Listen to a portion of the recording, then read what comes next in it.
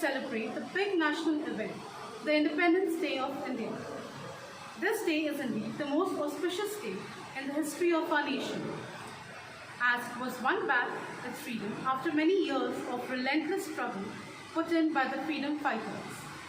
Therefore, 15th of August 1947 was a golden moment in the Indian history. The great Indian fighters who sacrificed their lives for the independence struggle are remembered with lots of reverence. We must always remember that this freedom is won after the sacrifice of many people and several decades of struggle. It is not possible to brush aside the sacrifices made by Gandhiji, Subhash Chandra Bose, Mangal Pandey, Chandrasekhar Azad and many more, who died at an early age to free the nation from the chains of slavery. Now that we live and breathe in an independent India, we should not forget the freedom and take the freedom for granted. Instead, we should think of what we can do to strengthen the nation from within, through our good deeds and social acts. We should not only live for ourselves, but for others as well. Only then will it be a peaceful coexistence. We must sincerely shoulder the responsibilities of our country and be ready to handle any kind of national emergency or any other issues. Thank you.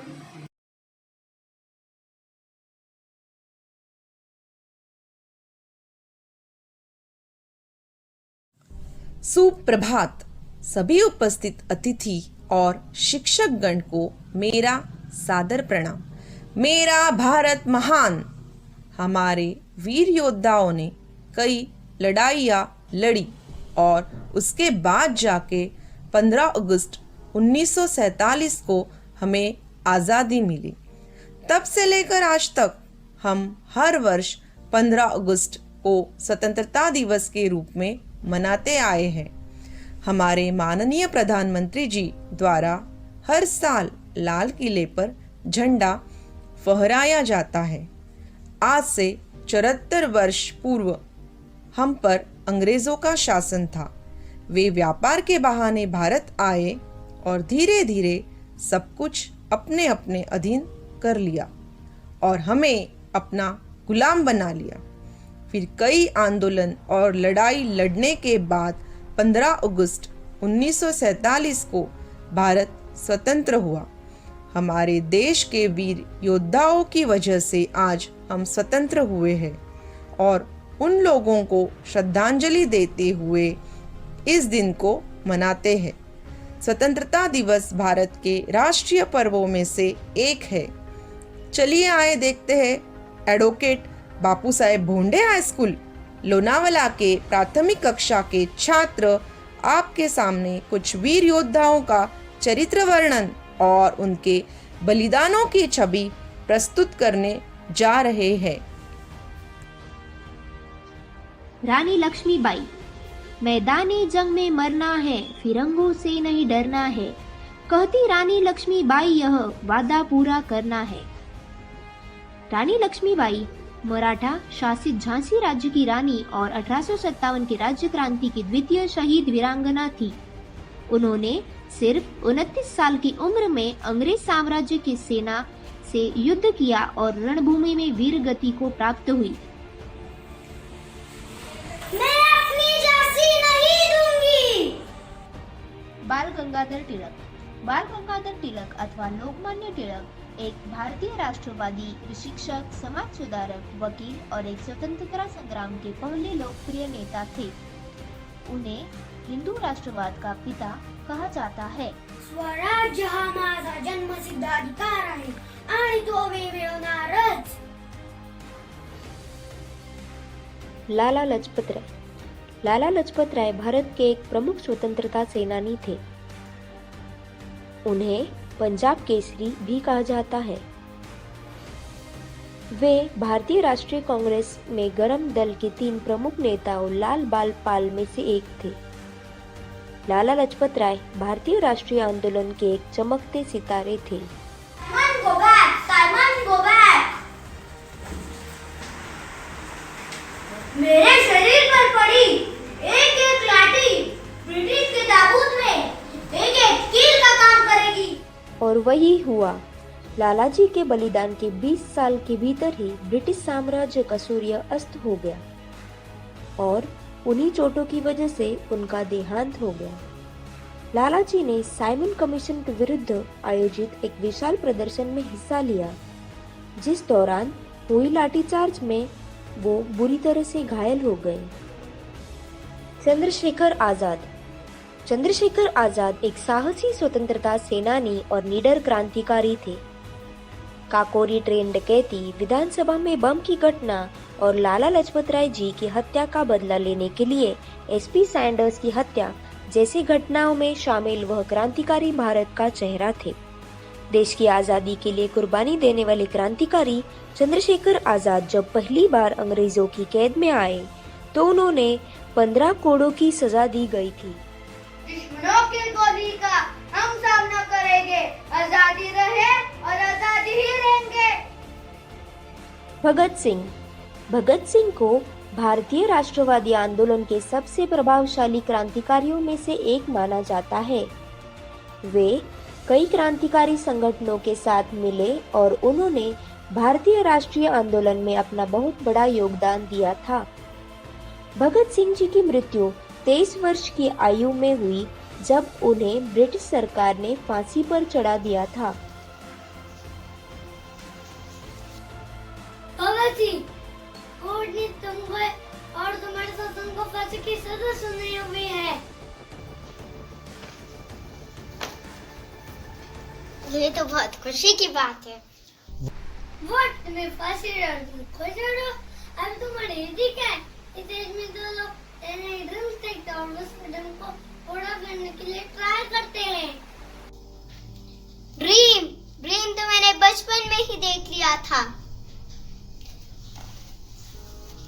ये देख रहे हो, इसमें देखो तुम dream बोलते हो। ये कोई मामूली मिट्टी नहीं, ये जलियांवाले बाग की मिट्टी है। इसमें मेरे देशवासियों का खून मिला है। इसे मैं हमेशा अपने साथ रखता हूँ ताकि मेरे सपने, मेरा वजूद हमेशा अपने मकसद की याद दिलाती रहे, जिसका नाम है आजादी। सरफरोशी की तमन्ना अब हमारे दिल में है। देखना है जोर कितने बाजुए कातिल में है। इंकलाब जिंदाबाद, जिंदाबाद, इंकलाब जिंदाबाद, इंकलाब जिंदाबाद, जिंदाबाद, इंकलाब जिंदाबाद, इंकलाब जिंदाबाद। सावित्रीबाई फुले। श्रीमती सावित्रीबाई फुले भारत की पहली महिला शिक्षिका व समाज सुधारिका थी। उन्होंने भारत में महिलाओं के अधिकार तथा कन्या शिशु हत्याओं को रोकने का कठिन अभियान चलाया। उन्होंने समाज की नवजात कन्या शिशुओं के लिए आश्रम तक खोले थे। इतना ही नहीं बल्कि उन्होंने शिक्षा ग्रहण करने की समाज की कुरीतियों को भी हराया।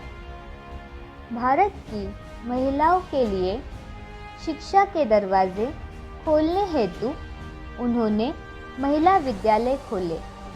सावित्री जी स्त्रियों को शिक्षा दिलाने के लिए समाज के विरुद्ध अपने संघर्ष में लगी रही और सफलता को हासिल किया। द्या शिक्षणाला गती वा फुले सावित्री। स्वामी विवेकानंद। श्री नरेंद्रनाथ दत्ता आगे चलकर स्वामी विवेकानंद के नाम से विश्व प्रसिद्ध हुए। वे जन्म से ही जिज्ञासु थे। उनका बाल अवस्था से ही अध्यात्म की ओर आकर्षण था। उन्होंने संपूर्ण विश्व में हिंदू धर्म का प्रसार व प्रचार किया। उन्होंने हिंदू धर्म की नीतियों को दूसरों तक पहुंचाने के लिए विश्व का भ्रमण किया। स्वामी जी द्वारा बताए गए मार्ग और कार्य आज भी देश के युवाओं के लिए प्रेरणार्थक है। स्वामी जी का जन्म दिवस हर साल 12 जनवरी को राष्ट्रीय युवा दिवस के उपलक्ष्य में मनाया जाता है। लक्ष्य की प्राप्ति न हो जाए। जैसे कि आपने देखा कि इन महान क्रांतिवीरों ने हमारे देश को आज़ादी दिलवाने में कई बलिदान दिए हैं और यह सब जनता के सहयोग के बिना नामुमकिन था। वैसे ही हम सब कोरोना से लड़ेंगे और इन सब क्रांतिवीरों के बलिदान को व्यर्थ नहीं जाने देंगे। हमें अपने देश को कोरोना से बचाने के लिए केवल कुछ नियमों का पालन करना है। चलिए आए देखते हैं हमें किन नियमों का पालन करना होगा। हाथ धोइए क्योंकि इसी से होगा बचाव। आए देखे हाथ साफ धोने का तरीका। कम से कम 20 सेकंड तक हाथों को साबुन और पानी से धोना है। आँख, नाक और मुंह में हाथ लगाने से बचें। छींकते वक्त अपने मुंह और नाक को ढकें। हमेशा मास्क का इस्तेमाल करें। सोशल डिस्टेंसिंग का पालन करें। बीमार लोगों से दूर रहें। कैसी मुसीबत आई, कोरोना की बीमारी ने हाहाकार मचाई। दुनिया पर देखो ऐसी कैसी मुसीबत आई, कोरोना की बीमारी ने हाहाकार मचाई। कदम कदम पर आप रखोगे सावधानी, कदम कदम पर आप रखोगे सावधानी, अचाकर भी ये बीमारी आपको नहीं कर पाएगी हानि। बनो समझदार, ना करो काम बचकाना, बनो समझदार, ना करो काम बचकाना। छोड़ दो छोड़ दो छोड़ दो घर से बाहर जाना। हम कहते हैं आप भी सुनो, जितना है कोरोना से तुम इतना घर में ही सुरक्षित रहो। डरना नहीं, कोरोना से लड़ना है। लड़ेगा इंडिया तो पड़ेगा इंडिया। जय हिंद। अनेकता में एकता ही हमारी शान है, इसीलिए मेरा भारत महान है। जय हिंद।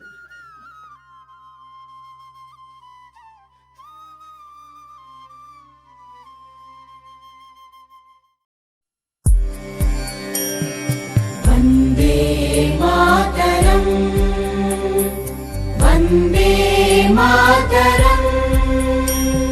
सुजलां सुफलां मलयज शीतलां, सस्यश्यामलां मातरम्, वन्दे मातरम्। शुभ्रज्योत्स्ना पुलकितयामिनी, पुल्लकुसुमित द्रुमदलशोभिनी, सुहासिनी सुमधुरभाषिणी, सुखदां वरदां मातरम्।